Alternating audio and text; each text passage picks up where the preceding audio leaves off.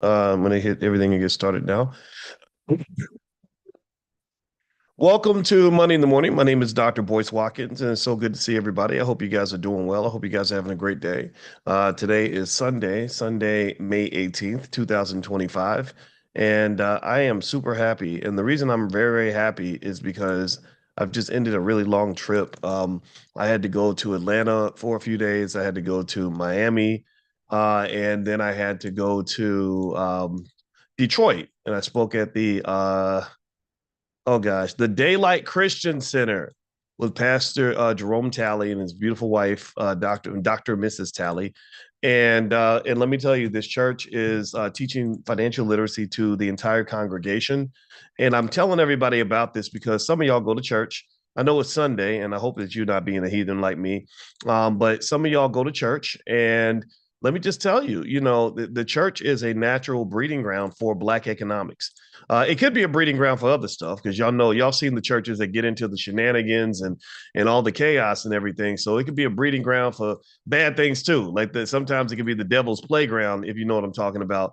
But generally speaking, if you use the church in the right way, the Black church is one of your great economic strongholds, actually. And I really hope that you'll consider this when I tell you that the Black church is a place where economics is supposed to grow. The Black church is a place where education can happen. It's the Black church is a place of love. If you do it right, it's a place of growth. It's a place. The Bible's full of wisdom, and I want to make that clear because I ain't gonna lie. I don't go to church.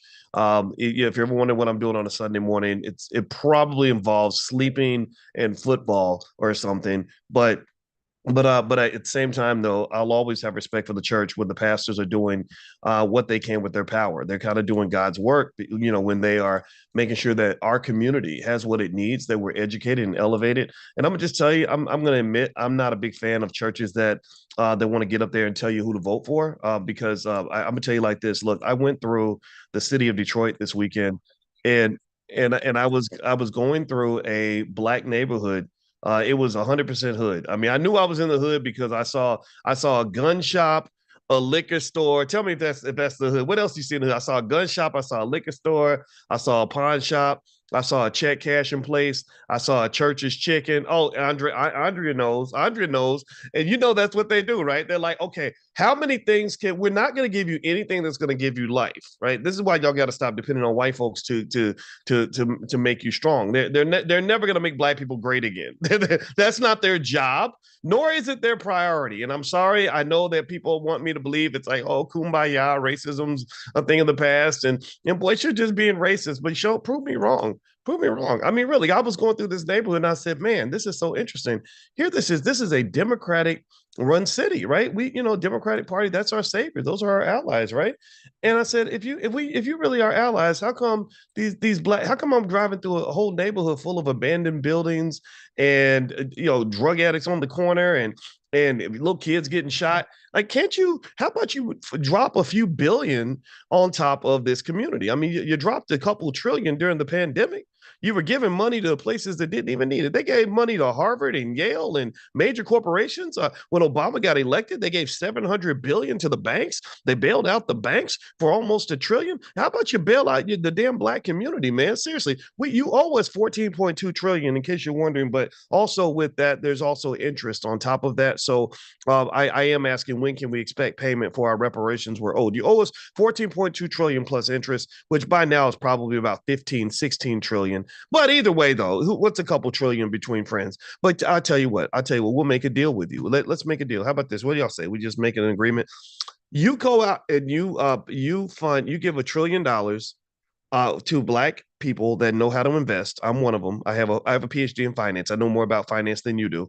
I taught white kids. I taught Jewish kids at Syracuse University. I taught Asian kids. I taught the people that were the children of politicians. So I do know what more than what they know. I don't know what they know. I know things they don't know. If they ever decide they want to talk to the people who understand the problem, as opposed to just talking to people who are going to tell Black people who to vote for. Because I don't tell Black people who to vote for. I tell them to vote for themselves. That's what I do. And I'm sorry, I can't apologize for that. With that being said, drop a trillion into a fund so we can really go build these neighborhoods. I was driving through Detroit and I just saw all these freaking abandoned buildings. I'm like, that's an abandoned building. That's an abandoned parking lot. That's a place, man. We could put a business here, a business here, a business here. We could build a school over here. I could put Black business school chapters, powernomics centers all throughout the country. We could do so many things, but the reality is that is that the community gets neglected. And so I want to ask you, in the middle of a community being neglected, why are you arguing with me about who I'm voting for? When you know that that has never made a difference. I'm telling you the truth. I'm not telling you what to believe. I'm not telling you to disagree with me or to change your beliefs or to agree with me. I'm not telling you none of that. I'm saying, I'm asking you, like, why are you all riled up and fired up over Democrat Republican nonsense, when either way, no matter who gets elected, y'all know that that community is going to look the same. When I was driving through that part of Detroit, I had to go there to see a young mentor, a mentor of mine. I'm driving through this hood. I'm like, man, there is so much economic potential here. There's $1 trillion worth of potential in this neighborhood. There's so many things, young people that could be trained to lead the next generation in artificial intelligence. There are young men and young women that are looking for opportunities, looking for work. They're looking for things, and really, you got to understand this. I want you to understand this part. Give me a yes if you can hear me. By the way, I want to make sure my audio is good. Real quick. Someone said they can't hear me. Can you hear me? Give me a quick yes if you can hear me. Just give me the yeses. Okay, I see Deborah and Ayana says yes. Should have gave Kamala a chance. Maybe. Again, I'm not telling you. I know that people are very passionate about Kamala and Trump, and I don't want that to be the divider. They already work hard to divide us. They want the black man divided from the black woman. They want black Democrats to be divided from black Republicans. They want you divided along gay, straight, gender lines, all these other things. I'm not doing that. I'm not interested in that. B1, do y'all know what B1 means? B1 means black first. Black first means that our community is the top priority. That means whether you're gay or straight, we don't argue about that. I don't care who you had sex with last night. I don't want to know. I don't care if you went to a freak off. I hope you had fun. I hope it was consensual. As long as it's a consensual freak off, then and you protected yourself, then I'm not here to judge you. That's not my job. I won't be at the freak off. I didn't get invited to a Diddy party. I almost did, because I told you I was hanging out with Al Sharpton, and he was at plenty of those Diddy parties. I wouldn't have gone, but thank God I was never invited, because the devil can be very tempting when they tell you that your favorite celebrities will be there. But with that being said, I don't care who you had sex with. I don't care what your politics are. I don't care what political party you're associated with.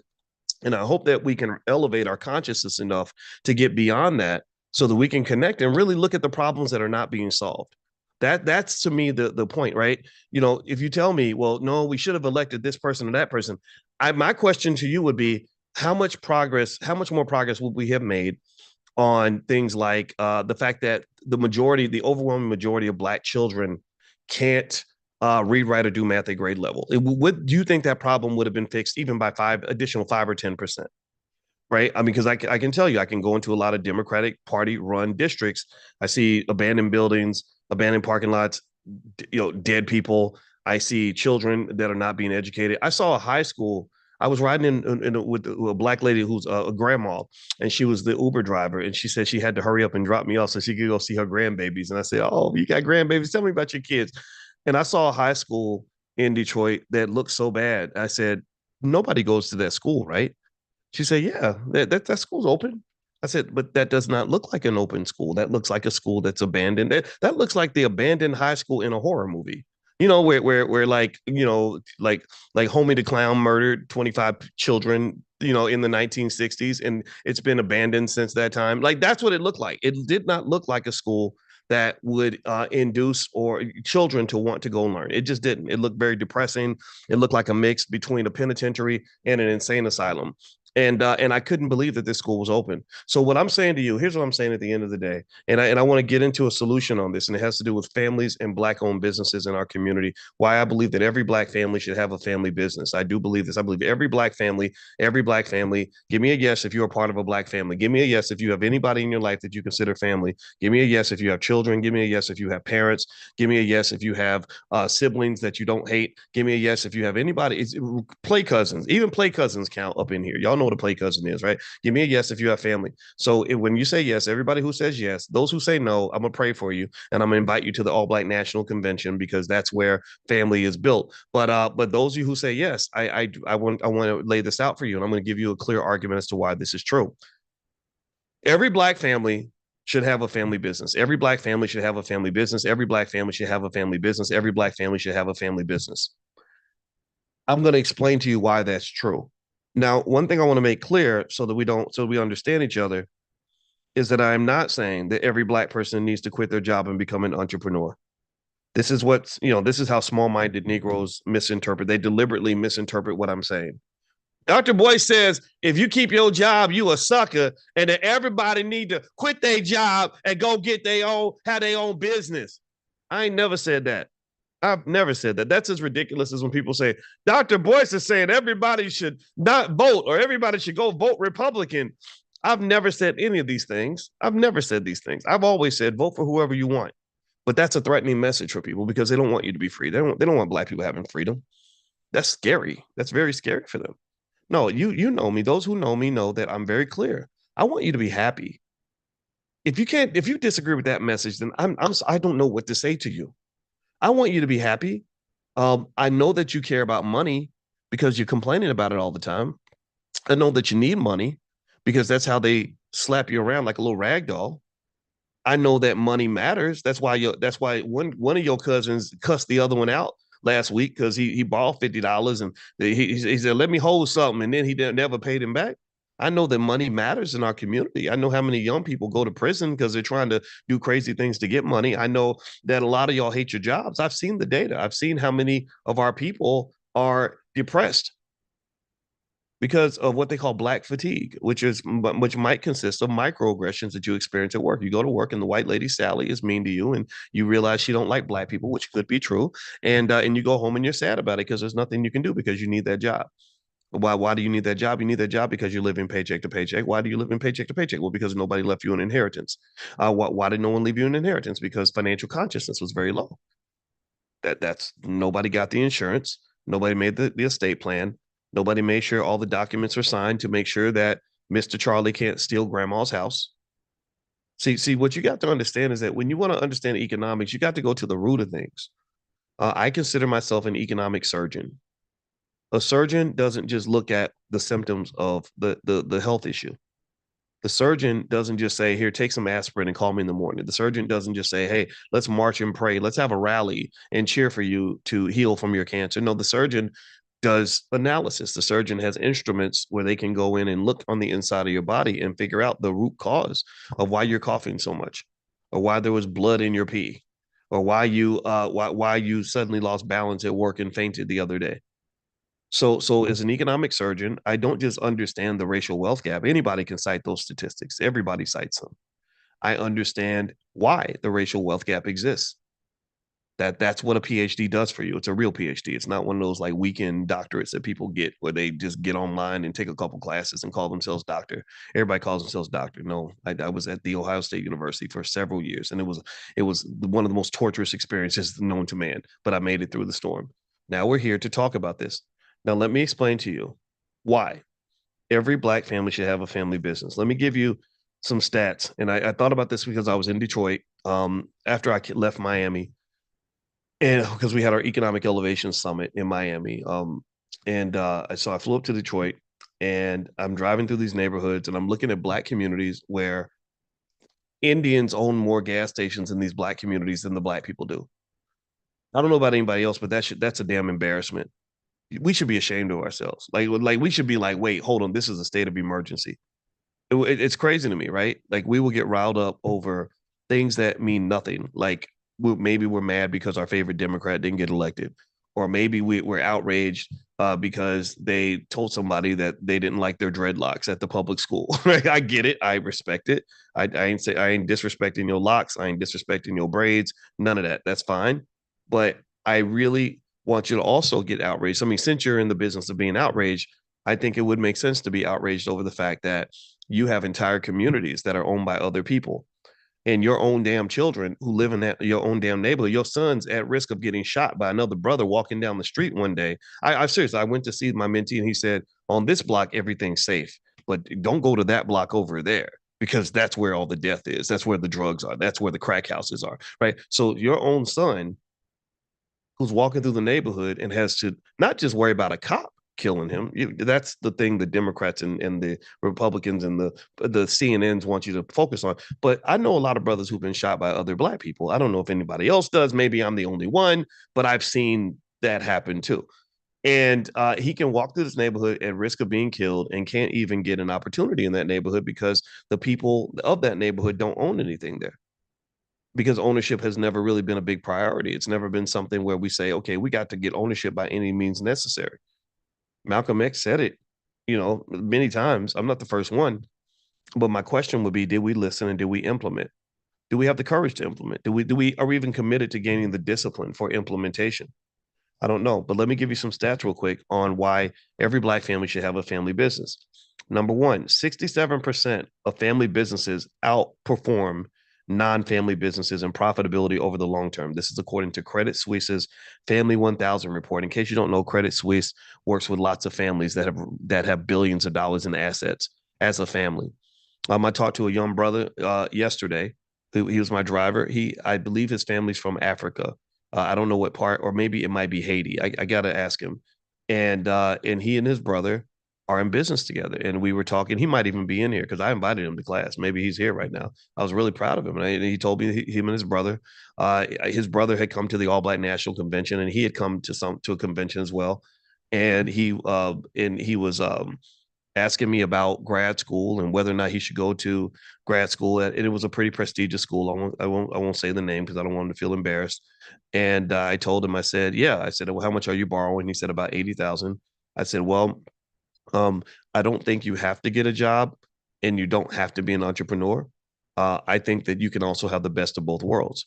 What I told him, in case anybody's listening, you want to know what I said, I think that the advanced degree could be beneficial, but the biggest benefit isn't just the knowledge, it's really the network.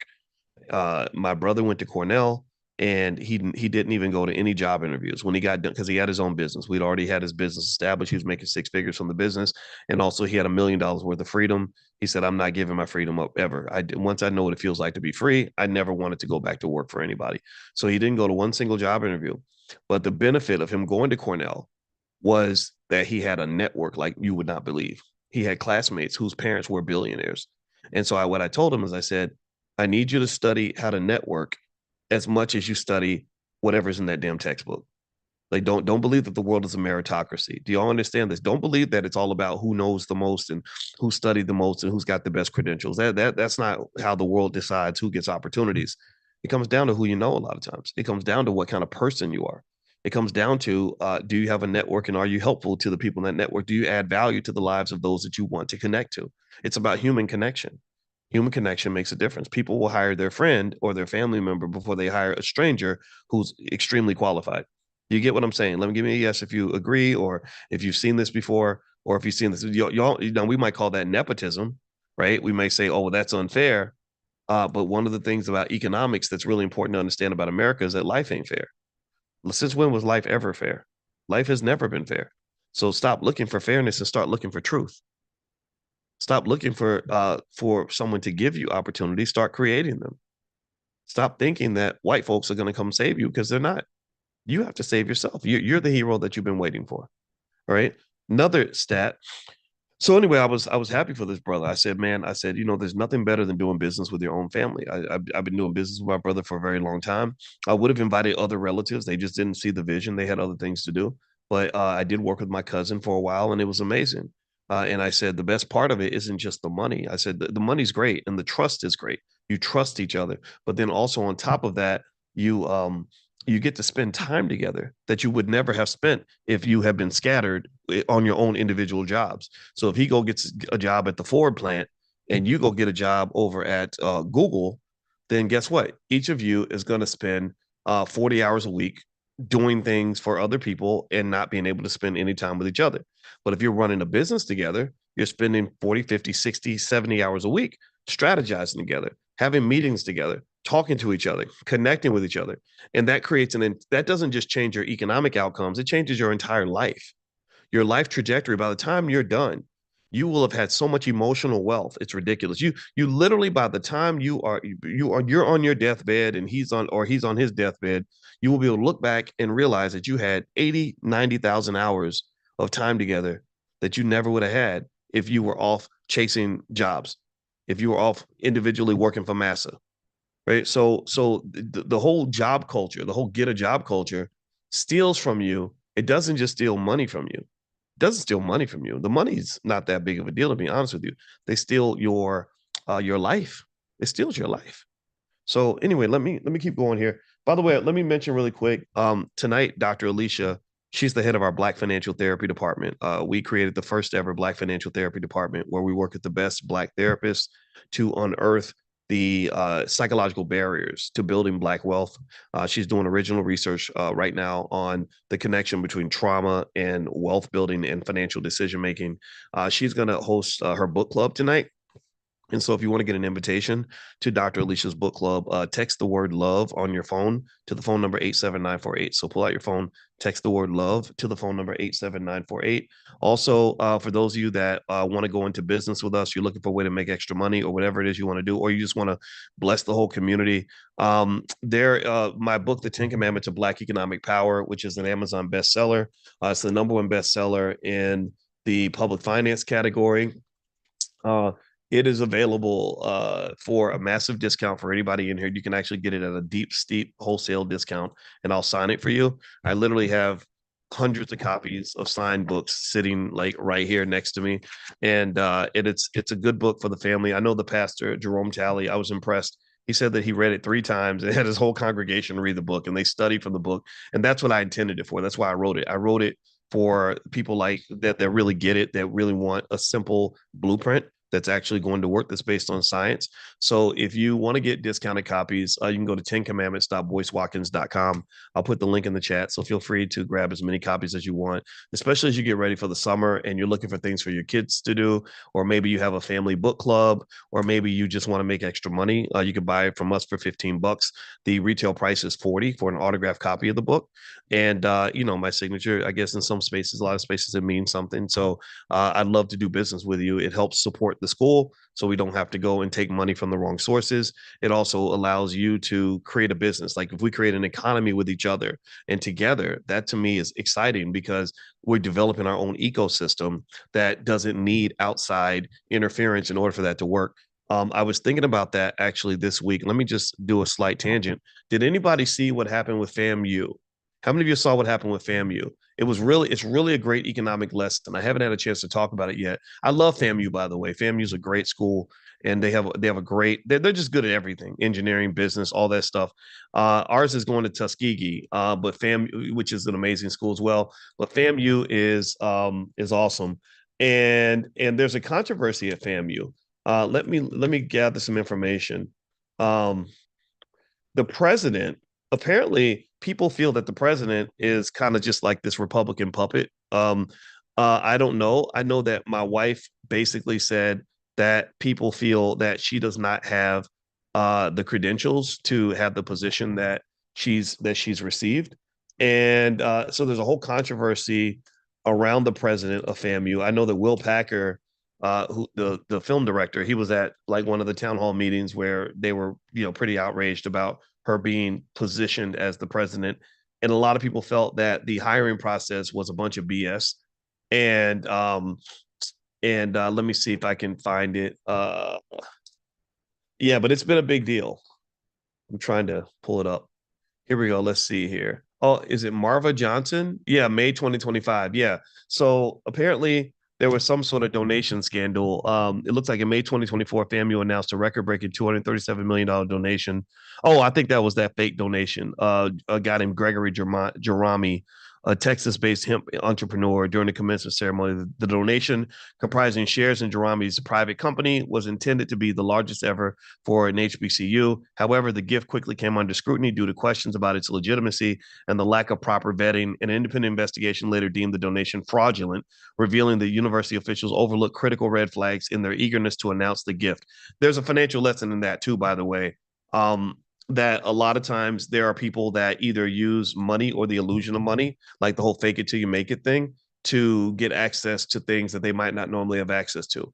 And in fact, there was, if you look at even the whole situation with Diddy, That's all about money. That's nothing but a financial lesson, right? What makes Diddy appealing? What made him appealing for people was he was money. He had money and he was very famous.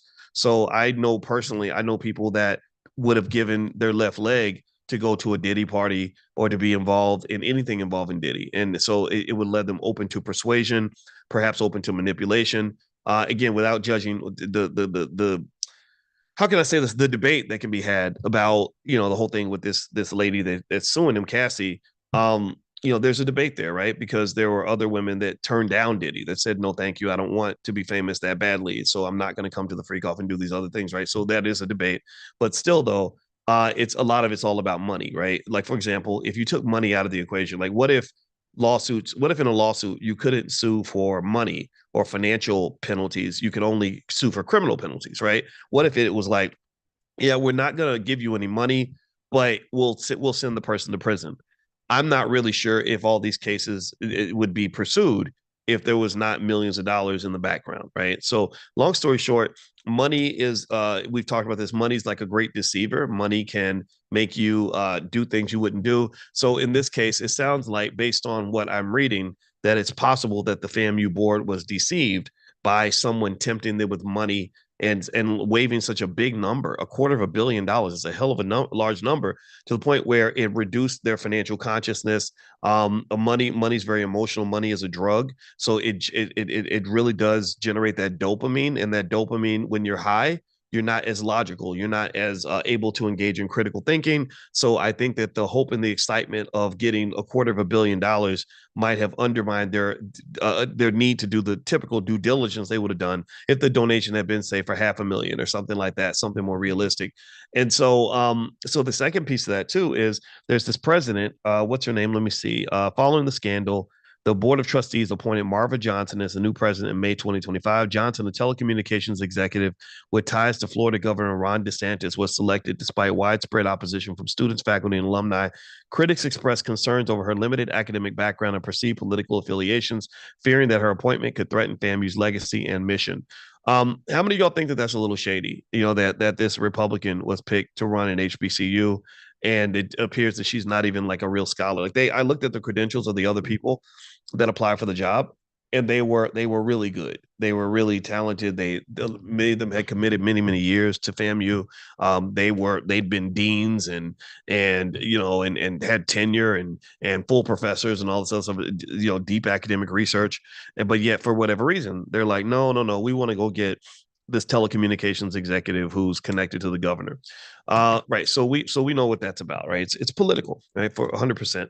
And I'm not sure of all the details. I know my wife went to Florida State for her PhD, so she has a relationship with FAMU. FAMU offered her a job when she finished her doctorate. I got to ask her why she didn't take it.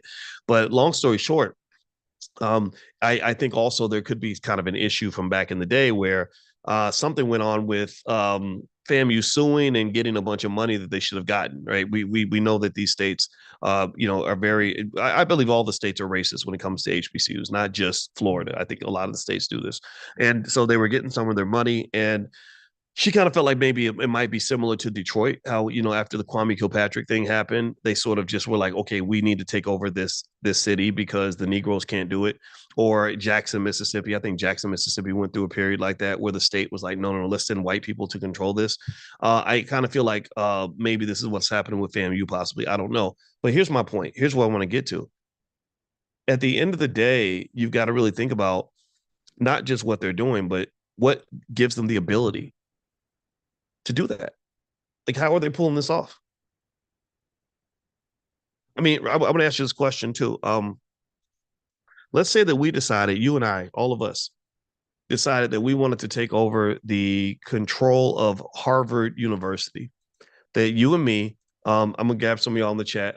Tracy, Spurtis, and Renee and Antoinette, and I see Gary Hatcher. Okay, so we're gonna form a coalition, and I'm gonna make Tracy the president of Harvard, so we can control the university and take their $50 billion endowment. Do you think that we could pull that off? Yes or no? What do you think?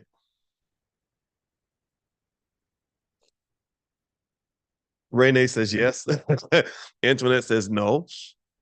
Maybe. Shaquana says maybe. You think I could go in there and and sneakily get one of you appointed as a president of Harvard's board, like, or president of the university, like I could just make that happen, snap my fingers and make it happen? Well, the answer is no. And the answer should really, it shouldn't even be yes, definitely, and not even possibly. I can't imagine any way I could possibly go into Harvard and just take over this stuff. I can't do a Nino Brown and come in there and bring the landlord outside naked with a shotgun and tell him I'm taking over the Marcy projects. I can't. I wouldn't be able to do that. Why can't I do that? Well, because Harvard, I have no leverage. I don't fund that institution. I don't have the power to do any of that. In fact, no one, I don't think anyone has the power to do that. I know even the president of the United States is attacking Harvard, and they can even stand up to him. So here's what I'm getting at. Um, well, if I paid all of Harvard's bills, I could do that in a second. For example, there's an institution I control. It's called the Black Business School. We have a board. We have an endowment. We have we reach millions of people. We've educated probably a couple 100,000 people on Black wealth, at least. If I wanted to come in and do a takeover of the board, I could easily do that. I could do that. Dr. Boyce said, put this person in this position. And why could I do that? Well, because I control the finances of the institution. So here's my point. Here's what I'm saying. And I don't know the details of FAMU, how they're funded or anything like that, but I'm gonna tell you like this. This is something I need you to tell your kids, and I need you to write it down. I need you to get the fairy tale out of your head right now. He who has the gold makes the rules. He who has the gold makes the rules.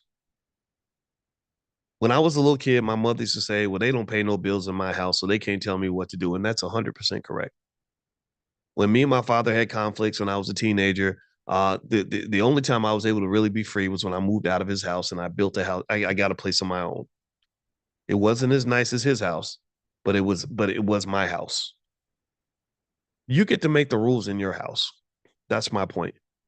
I dare say, with as many extraordinary HBCU graduates as we have in this country, we're about to produce one right now. We're about to send one to Tuskegee.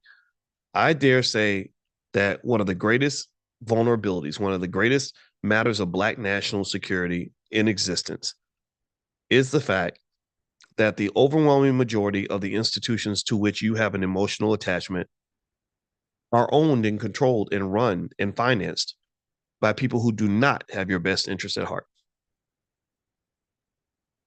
Do you understand what I'm saying?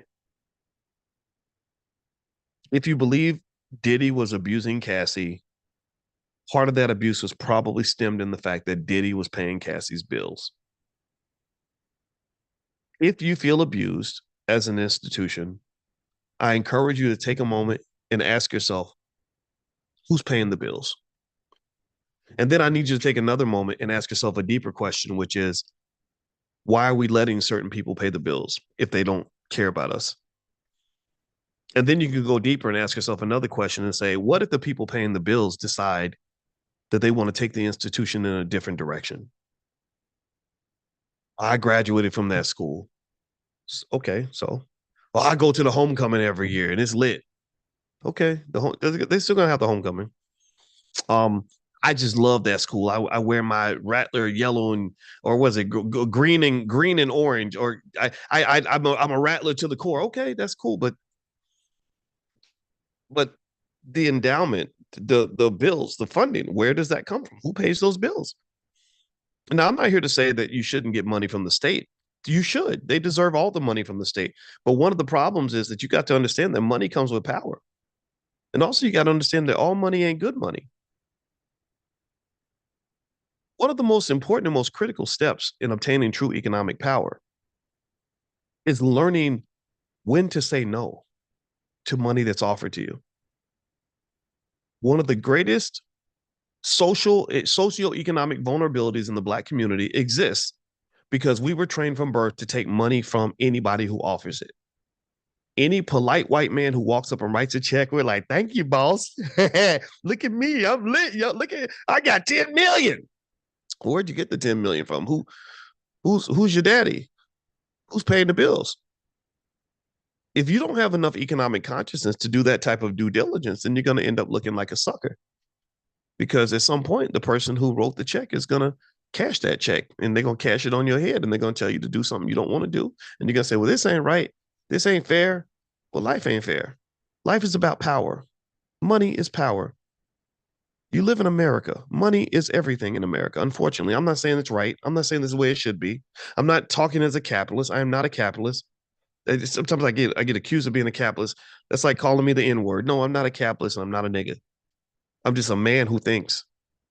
And what I see with FAMU is, I'm not telling them what to do. I'm not saying that they're wrong. I'm not saying that they're incorrect about any of this. But I'm saying, I'm trying to figure out, how in the hell are you an institution that's so vulnerable that somebody from outside of your culture has the power to come in and plop a president right on top of your head, and you can't do nothing about it except scream and holler at the town hall meeting?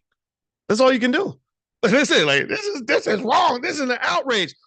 See, you got to understand that G's move in silence.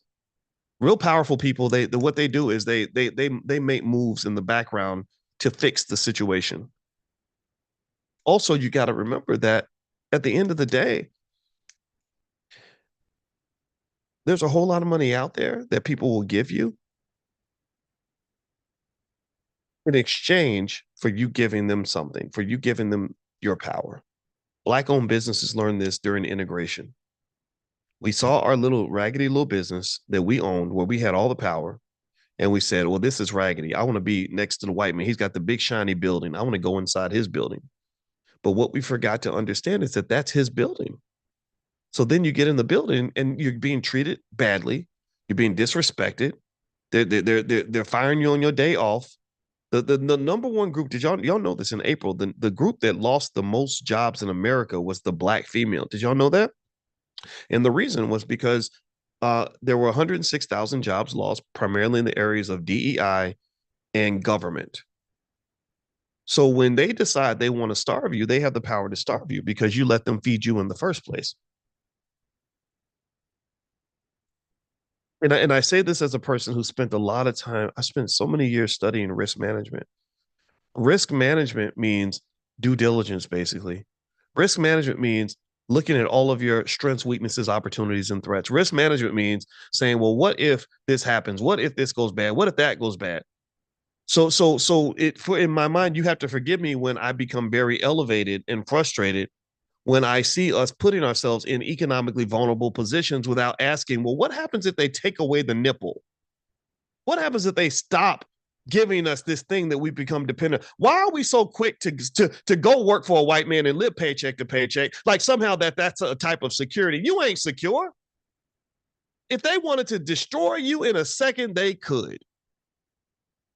They could do it, and then you'd be mad, and there's nothing you could do about it. So the number one priority for any intelligent Black person in this country, and I'm sorry that a lot of folks just are blind, deaf, dumb, and sleep. I'm sorry. There's so many people that will never listen to this. The number one priority in your life, in my opinion, would be to obtain some real financial security and not just throw it in the toilet because it's inconvenient to obtain, or because it's not interesting, or it's not cool. Financial security might mean basic things like, I'm going to get along with my relatives so that we can do things together that will help us survive economically. Financial security might mean I'm going to get along with my wife because we can pay more bills as a team than I can when I'm out here solo by myself trying to figure it out on my own. Financial security might mean I'm going to be careful about who I have sex with because I don't want to try to raise kids without any help, or I don't want to be in child support court to the point where I end up being left broke and stranded financially. But financial security might mean I'm going to get a side hustle in addition to my business, so I have multiple streams of income in case one of the streams cuts off. Financial security might mean I'm going to save my money, even though saving is not as cool as what they tell me to do on BET, but I'm going to save my money because so my money can save me. Financial security might mean, oh, I'm going to invest invest consistently, and I'm going to invest in the stock market as diligently and as persistently as I spend money paying my car notes and going out to eat and going on vacations and all stuff. Financial security might mean I'm going to go try to own me some real estate instead of paying rent to the landlord and building wealth for the landlord and his family. That's what financial security looks like. Financial security basically means you're thinking about all the things that could threaten your security and you're closing off all those possible. Financial security means I'm going to make sure I get insurance because only a dumbass would be black without insurance in case something happens to you. You could die today. You might not make it till tomorrow. There are students that were in this class at the start of the year who are not here right now. So you could die today. And the fact that you haven't even sat back and said, man, if I died today, what would my children do? What would my husband do? What would my family do? Would they be in a better position? Would they even be prepared? Would they be able to even afford to bury me? That's crazy to me. I'm trying to figure out what sleeping pill they gave us to make us think that this is okay. This is not okay. This is not okay. There's a lot of pain that can come with being black, but the pain doesn't exist just because you're black. The pain exists because there's something about being black that trains us to be unprepared. I don't know what it is. I can't. I don't know. I'm still thinking about it. But literally, I think that there are some of us who feast off of victimhood. We love being the victim. We love sitting back, letting something terrible happen, and then complaining that, oh, it happened again. They did it to us again. Those wascally wabbits, that wascally white man, he did it to me again. And so when people come along, the canaries in the mine come along, when your scholars and your thinkers come along and say, hey, you better watch out for that down the road, people don't want to hear that. They just want to do, I don't know what people are doing. Where them fans at? Right? I got my boots on the ground. Right. If I'm doing boots on the ground, I can get everybody's attention. I know disrespect. If you like to dance, I'm not making fun of you. My wife and my daughter were doing that dance too. So I'm not making fun of people that are dancing. But I promise you, if I start playing boots on the ground in a room full of black people, I'm gonna have the dance floor full in a second. But if I start saying, hey, let's do some economic preparation strategies for the next generation, people got stuff to do. Oh, I gotta go to work. Right. So what I'm saying to you is that I think that there's something there. I think there's something there. And what so far, the term I've coined to define some of it would be economic immaturity. I would say it's economic immaturity in the sense that if you think somebody else is going to kind of take care of you, then you're not thinking so much about taking care of yourself. Right? Like if I know that someone's going to create a job for me, then I'm not thinking about job creation. I'm thinking about applying for a job that someone else has created without thinking like, well, where did that job come from? And what happens if they take that job away? Right. So I'm going to just say, without sounding mean, I don't want to sound mean. I get this stuff. Honestly, it upsets me very much because it worries me and it makes me sad. Um, I'm just going to say, I hope you'll consider what I'm saying. And if I didn't say it in the perfect way, forgive me for that. I ain't perfect, but I do understand this stuff. And I'm telling you that black financial security is deeply connected to freedom. If you have a financially secure black family, that is as close as you're going to get to a free black family in America. I know people might try to scare you out of that and make you believe it's not possible or make you believe that it won't matter. No, let me just tell you, I know some black folks who got it together. I know black folks who have a plan, who are running a family business, who are saving and investing, who own property, who are educating their kids, who are as free as you can get. I mean, sure, okay, yeah, bad things can happen to anybody, but I can tell you they wake up every day and they're pretty happy. So stop telling me that it's impossible for a black person to have a happy, good life without white folks' permission. I like my mom used to say, I reject that in the name of Jesus. It's Sunday, so curse it to the root. Anyway, let me mention something. Andre C. Hatchett, who's a good friend of mine, he lives in Atlanta. He's a smart guy. He does stuff in the Black Business School. I think he does it every Sunday on how to make money as a mobile notary. At some point, I'll try to find the information and send you guys a text. to join. I don't know if he's doing it today or if it's next week, but if you get something about being a mobile notary and that's of interest to you, I think that that's actually a decent profession or a decent little area to make extra money, where you just go to people's houses and they sign documents and you're the notary. So he's good at that, and he's been doing that for a really long time. And if you want to get that text when I send it out, just make sure you're on the text list for this class. You can get on the text list by texting the word morning to the number 87948. So text morning to 87948.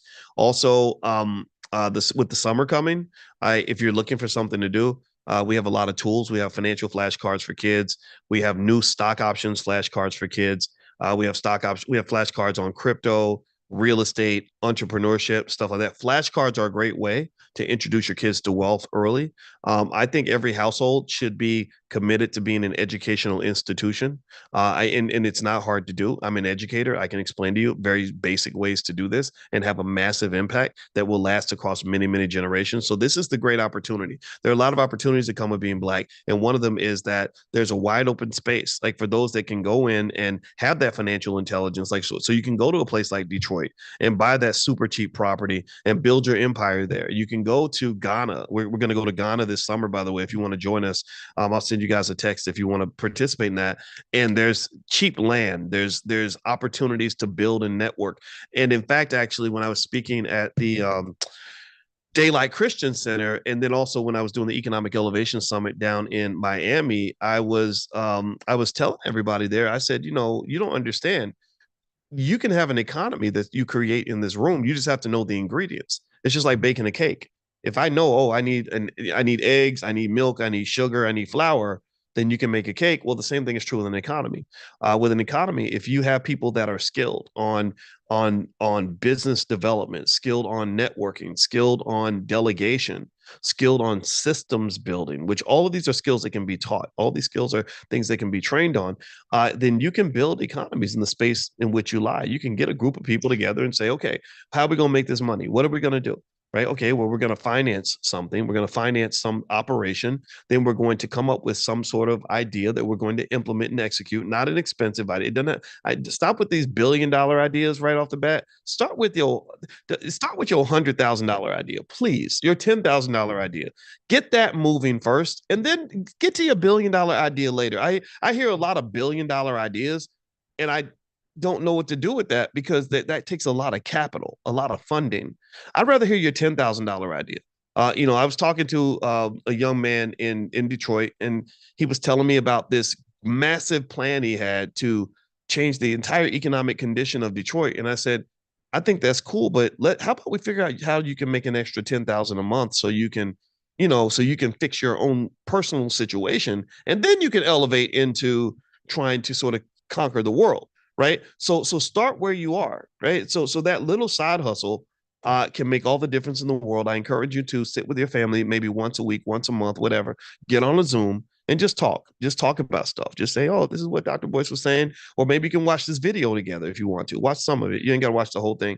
But something that will spark the discussion, right? Because if you start talking about your dreams and talking about your goals and talking about your problems and talking about potential solutions, then what's going to happen is you're going to be naturally guided to something where you say, oh, I think this is going to work.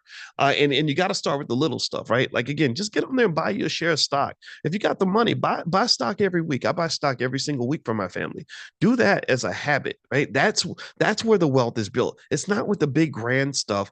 Stop, like all the stuff with the rappers and they ain't got no money. And they're puppets anyway. They don't even control their own destiny. They can't do nothing by themselves. The seriously strong people in the community are the ones who start those little businesses. They work in a very conservative fashion. They preserve their resources. They offer a quality product at a fair price. And next thing you know, they've got that extra 10,000 a month. Then it becomes 20, then 30, then 40. Next thing you know, it's 100,000 a month. And I've seen this happen a lot in the Black Business School. A lot of people, a lot of you have done that. So anyway, let me read a couple more stats about family-owned businesses and why every Black family should have a family business. Second of all, according to the Family Firm Institute, family-owned companies generate 49% of the global private sector GDP. So there are lots of family-owned businesses out here that are driving the economy already. Right? So you're not doing anything different or new. There's whole trainings on this, whole strategies on this. Next, longevity pays off. 30. This is according to the Harvard Business Review. 30% of family businesses survive into the next generation. So only 12% of non-family businesses make it past 5 years. So if you have a family business and you use that as part of your family identity, like so, for example, when we do our economic elevation circles, I'm asking everybody to have like a family logo, make it a family brand, and then if your brand starts making money, get that trademark on the brand. I talked to Dr. Ken Harris, uh, who is just, oh, buddy, I love this guy, and I have so much respect for him. He's out of Detroit. We ate lunch at an Ethiopian restaurant, and Ken, he's a smart guy. He has his doctorate from Michigan State University. He's a member of Omega Sci-Fi, and he picked me up, and we went to eat, and we were sitting there, and we were talking, and he was talking about the Black Business League, and they have I think hundreds of chapters across the country, and Ken and I are partnering this year for the All Black National Convention, and as a result of that, Ken has I think 6 African leaders that are bringing their delegations to the convention this year. He's got the trade delegations that are going to other countries, and they're talking about building data centers and all kinds of crazy, just stuff that's really really awesome to hear. And what I like about that is he understands what we need, right? What we need really as families and as communities is we need infrastructure. Infrastructure is something that's there. These are institutions that are owned and controlled by you. um, I don't know if all HBCUs are part of our infrastructure. They're part of someone else's infrastructure. And I don't know if, I'm not saying that they're bad. They're amazing places. We're sending our child to one, but I'm trying to understand, if you have mediocre white universities that have multi-billion-dollar endowments, why don't any of our HBCUs have endowments at that level? And why is it that it's so easy for other people to infiltrate those institutions? Like those vampires in the movie Sinners. That's what the vampires do. They sit and they make you feel comfortable sharing your space, your sacred spaces with other people. And then next thing you know, they come in and they start sucking blood out of you. And so I really almost think that in addition to our amazing HBCUs, which deserve support, all the support that we can muster, also in favor of establishing newer, stronger, more independent institutions, like the Black Business School. That's one of them. That's one that we've established that can actually operate in a way where we can truly dig to the root of the Black economic problem and truly elevate ideas that are really going to solve the issue, right? Not just sort of say, okay, if Black people get more jobs, then we'll be in a better position. The reality is that Black people have always had jobs. We've had jobs since slavery. There's Black jobs are everywhere, but Black jobs don't create Black wealth. This has been proven time and time again. So when your best and brightest, your smartest, your most capable are all seeking a Black job, working for a white man, then guess what's going to happen? The Black man will be sustained. The white man's going to get rich. And so what he's going to do when he gets rich is he's going to have excess income, he's going to have excess assets, and he's going to take those assets and fund institutions in his community. And when your HBCU calls and says, "Hey, we need a donation. We're raising $100 million because we want to build a science lab," you're not going to be able to have any say in that process. You'll be able to make your $100, $200, $1,000 donation, and that'll be it, right? That'll be pretty much what you can do. And what I've seen with a lot of the predominantly white institutions is they have that billionaire that they can call who says, "No, you need 50 million. I'll write the check right now." You know what I mean? Where is the Black Zuckerberg? Where is the Black version of an Elon Musk? They exist. They're out there. But it is up to our community to train that child to reach his fullest potential. And the way you train that child to reach his fullest potential is you cannot stop him at level 2 when God meant for him to go to level 12. Do you understand? You can't sort of say to that kid who's going to be the Black Mark Zuckerberg. You can't say to him, "Look, man, hey, you're good at computers. You can get a great job at Google." No, you say to him, "No, you can go create a Google, and here's how we can raise the capital where you can create a company and scale that sucker up and actually create thousands of jobs for other people." That even just the training, just the ability to even think that way is essential to be able to do it. If you can't even see it, then you show as hell can't do it. If you can't see it, you won't ever be able to do it. In fact, think about how, and I want you to think for a second about how many Black college graduates we have who wouldn't know the first thing about what it takes to create a job. don't know the first thing about what it takes to build a system with delegation and relationships and raise the money and raise the capital and develop the product and market the product. I don't know nothing about that. They know how to fill out a job application. They know how to do their job. That's very dangerous economically. That's what's kept you where you are. You need to really cultivate your visionaries, cultivate them, challenge them, train them, and then you fund them. If you go to let me let me give you an example. I got to look this stat up real quick. Hold on. This is worth it. So give me a second because this is a point I want to make. Okay. All right. So let's see. There's a group. Anybody ever heard of a group called Y Combinator? Anybody heard about Y Combinator? Well, if you haven't heard of Y Combinator, how many of you give me a yes if you heard the name Sam Altman? Anybody heard the name Sam Altman? Anybody know Sam Altman? Sam Altman is the white guy who created OpenAI. Um, he fights with another white guy you probably heard of by the name of Elon Musk. Elon Musk, right? Okay. Well, Y Combinator is this thing. It's a think tank, and it's a wealth accelerator. And what the wealth accelerator does is they find their best and brightest in their communities. Not to say they don't have any black people there. They have a few, but not many.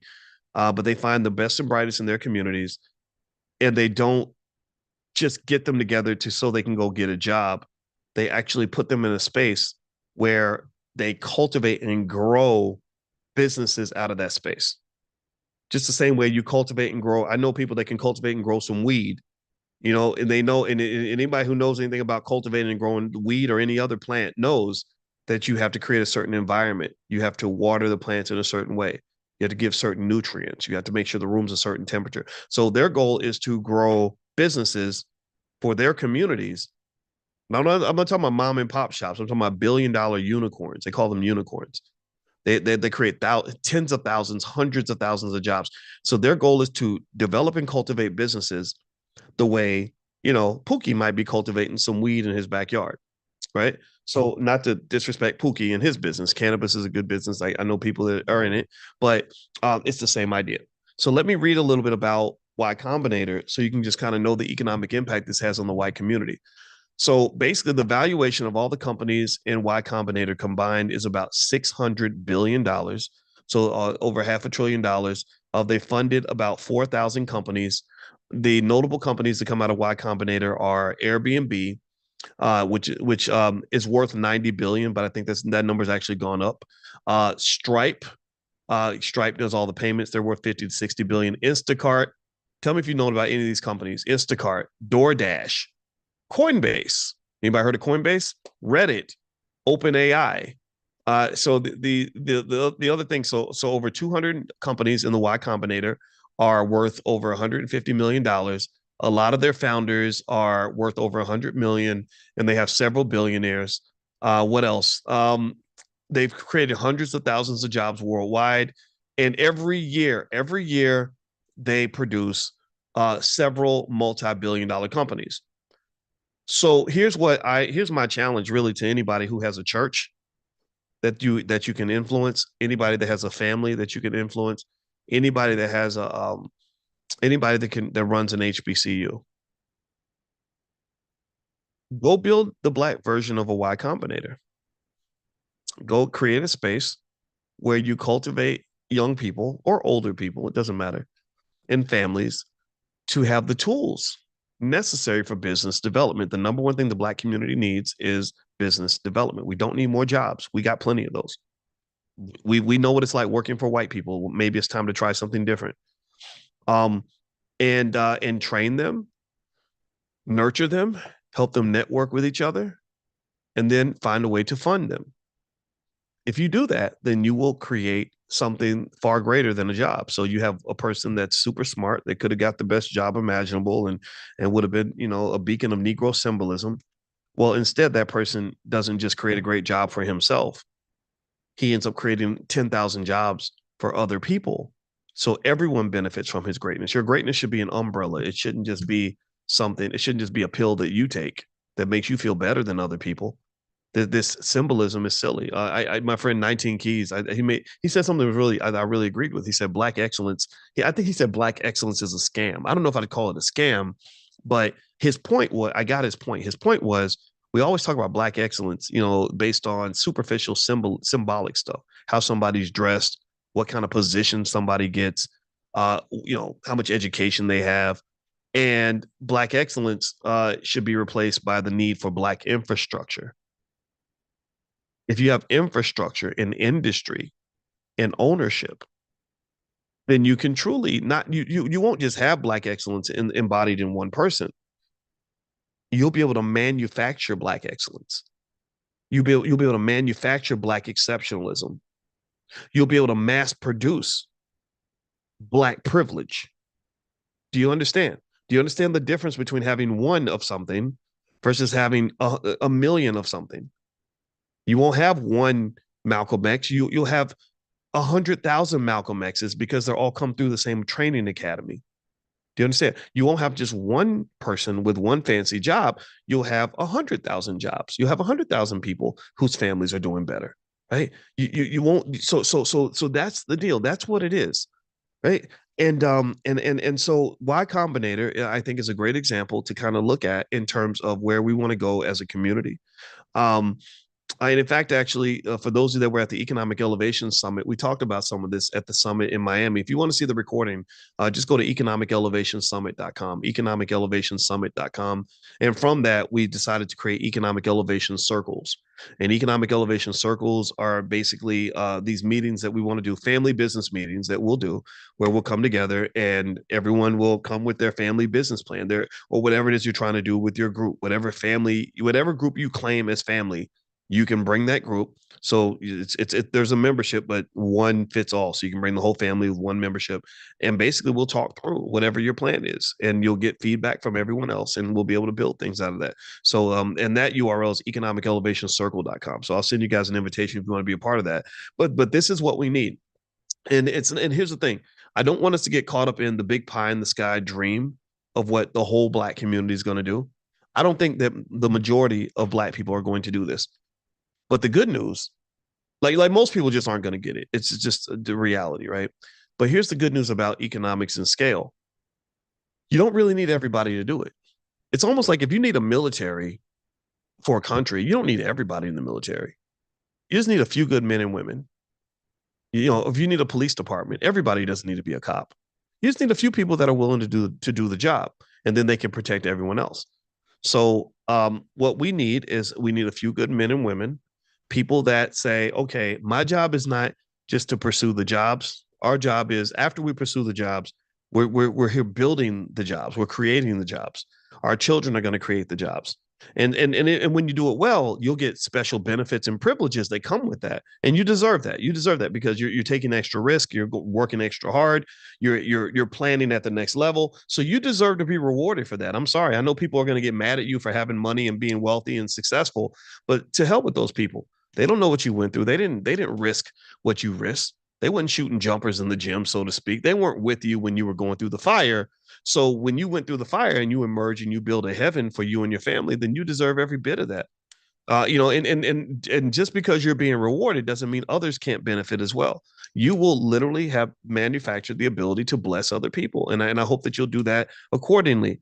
And here's another reasons why, a couple more reasons why every family should have a family business. Let me finish on that point because that's where we started. Y'all know how I am. I'll talk about everything when that comes to mind, and I hope that this helps. Um, Here are some non-financial benefits of starting a family business. It's not just about the money. This is not just a capitalist conversation. This is a conversation for anybody that wants a wealthy life. Most of your wealth does not show up in the form of money. We know this. Number one, according to the PwC Family Business Survey, 60% of family business owners report higher levels of trust and shared values, which creates a more stable work environment. So if you're a family business owner, your trust level's higher, you share values, you're on the same page, everybody's on code.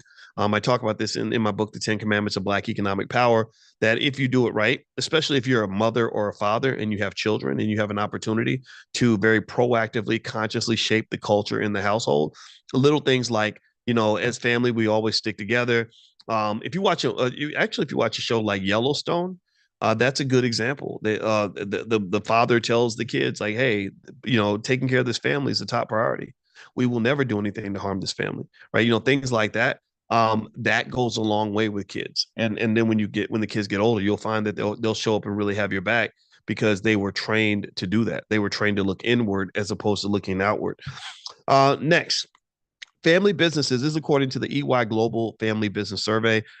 Family businesses report 23% higher employee retention because there's more loyalty.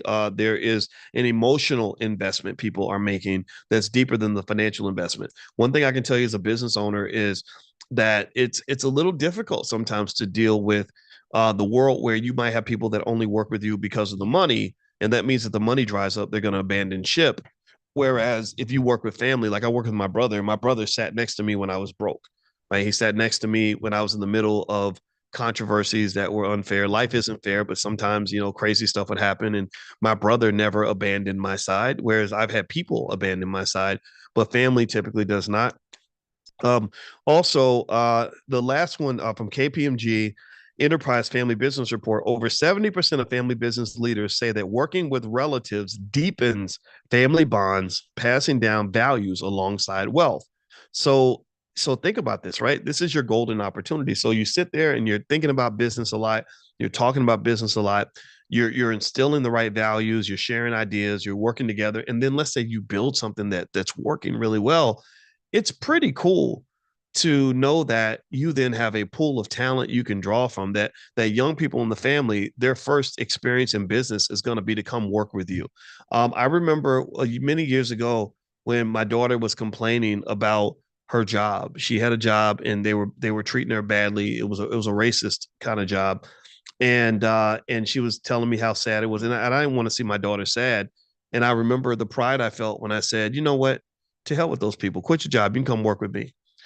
And it was that simple, right? And I didn't have a ton of money at that time, but I had a business. I had some extra capital. I was able to pay her to come and work with me. And I think that a lot of us wish we could do that, right? When your child is complaining about the pain they're experiencing at their job, it'd be nice to do something about it other than to tell them how to cope with their abuser, right? We spend a lot of time in these abusive economic relationships, and all we know to do is to cope or to somehow find some way. Maybe we drink our problems away, and we cry ourselves to sleep every night, or we get together with other abused people and we trauma bond around how horrible white people treat us on that job. I know that that's not healthy. I mean, imagine if you had a friend that was in a marriage like that. You wouldn't want them to sit there in that situation.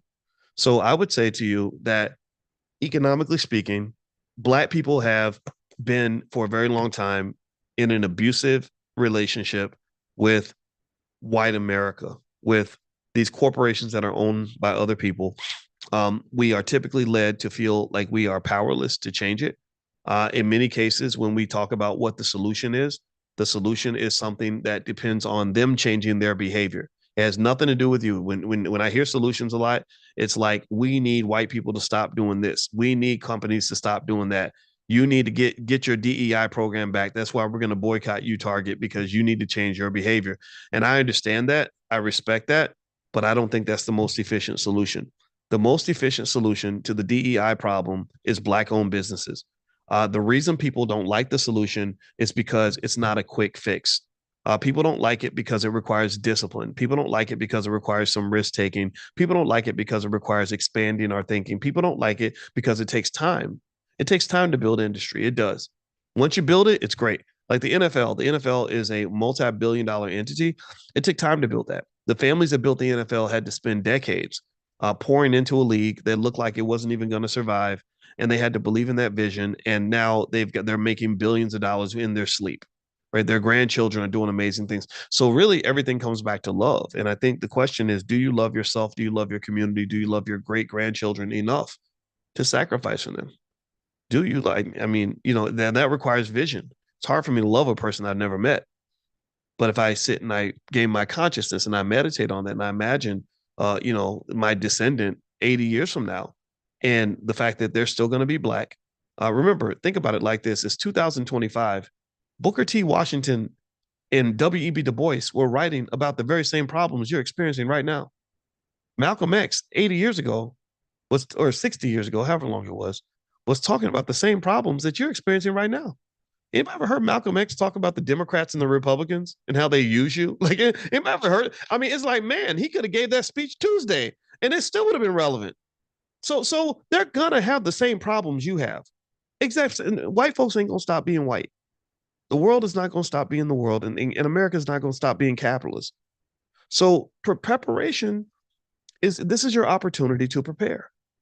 And it's up to you to decide if you're going to use the opportunity or if you're going to just let it go by and let them suffer the way you did.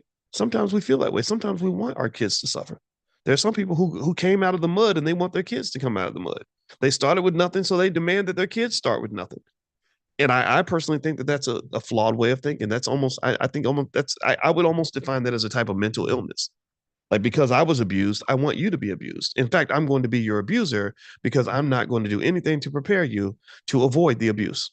I'm going to drop you in the same abuse I went through. Everything I went through, I need you to go through it too, because that's what gave me character. That's what made me okay. I get all that, but I'm gonna tell you, poverty is a character building exercise, but I think there's other ways to build character than struggling and being scared to death and having night sweats because you can't pay the bills. I think there's other ways to build character. So maybe these are some things we should think about. So the question becomes, are we willing to make a sacrifice? Are we willing to make an investment? If we are, then great things will happen. But if you're not, if you think it will come easy or overnight or without any struggle, then you're probably going to be disappointed. So anyway, that's it, guys. Thank you guys for listening. I appreciate you.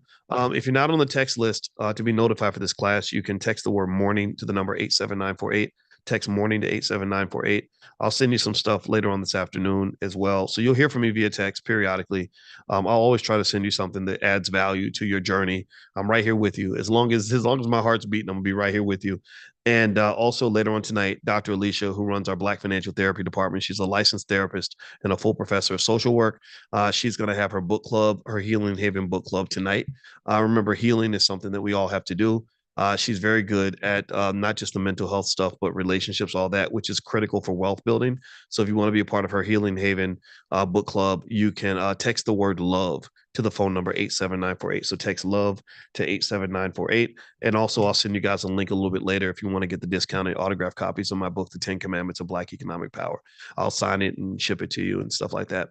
All right. So have a good day, everybody. God bless you. And tomorrow, we're supposed to have Dot Montgomery, who is a crypto expert. He's going to be our guest tomorrow. So we're going to get to hang out there. So